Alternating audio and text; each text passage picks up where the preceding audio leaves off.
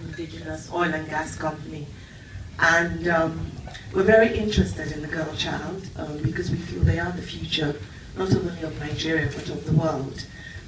We feel so strongly about it that we do have a foundation. First of all, I want to say thank you for the invitation, but just so I don't take up too much of your time, I believe that yes, we should challenge the government about the GDP, the percentage and all that, but we also need to recognize that even with the funds that are available, the governors or the state governments can't access it because they don't want to match the funds, number one. So the private sector have started things like Adopt a School, Adopt Children, and Oando Foundation does that. And we also train teachers. We found that secondary education in Nigeria is free. And we focus on the northern states because their culture discourages girls going to school. So our focus as a foundation is on the northern states.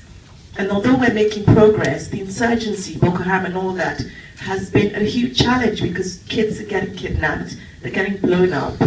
And that shouldn't discourage us, but we have to understand the difficult circumstances that these parents are put under. So yes, private sector, let's all work together with the international organizations, but no amount of funding will stop girls being scared of going to school. No amount of funding will stop parents selling their children at 13 for marriage.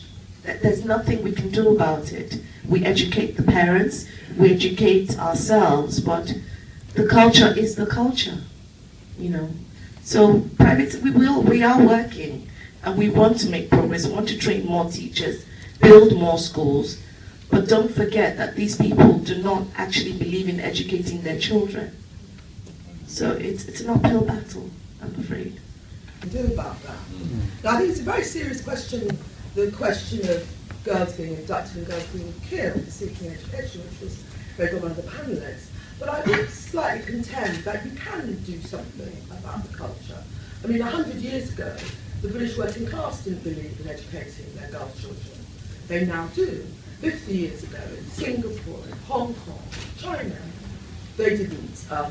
They weren't interested in educating their girl children. And now they do. So I would just say that actually you do not have to be fatalistic about culture. It may take time, but you can change culture. And it points again to the government, the private sector, and a huge force in a country like Nigeria, the church. Okay, thank you, Diane.